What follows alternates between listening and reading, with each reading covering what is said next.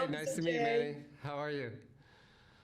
I am wonderfully blessed as always, sir, and so are you. And a big congrats on High Desert. It's a fun and heartfelt, character-driven piece, and I love it. Wow, thank you, thank you. I'm glad. Oh, you're so welcome. Take us from the very beginning.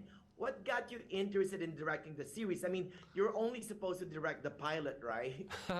It's true. I was just going to do the pilot, then I fell in love with the scripts. The showrunners just created a great, crazy world, and it was a chance to go back into comedy a little bit. I've been doing so many dramas for so long, and I wanted to, stretch some of those muscles too. And it had such a great range of tone and such a commitment to the reality that Patricia Arquette's character had, which is such a crazy, world of, all the way from horrible, tragic, despairing kind of moments to a real commitment to helping people and love and joy, and it's the range of it was like, okay, I'd love to try that. I'd love to try to work all that into one show. Was the experience all worth it?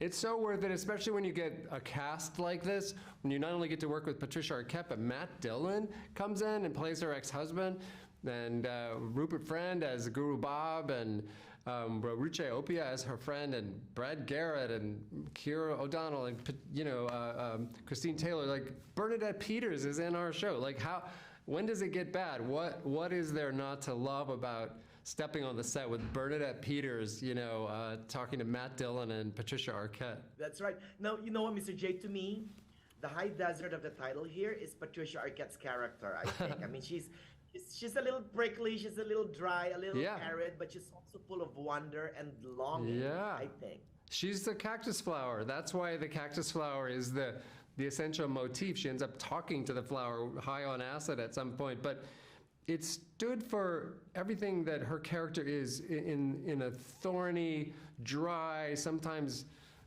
scary world of jeopardy. Comes this flower that's beautiful and colorful and fragrant and promising. There's promise in the flower that comes out of a cactus.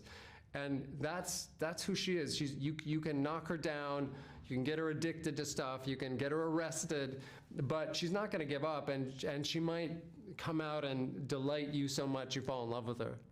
Exactly. How was it shooting in my neck of the woods, Mr. J, shooting in the desert?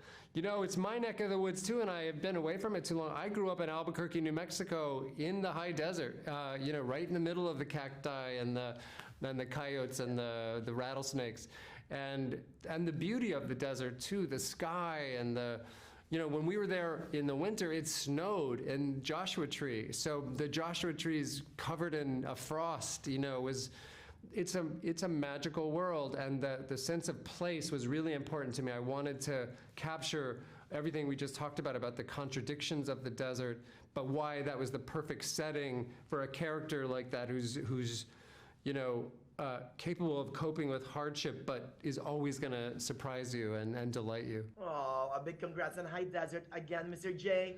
Thank you, man. It's binge worthy, definitely. So please give us season 2, okay? Yes, please. We're dying to get going on it. Thank you so much. Tell everybody.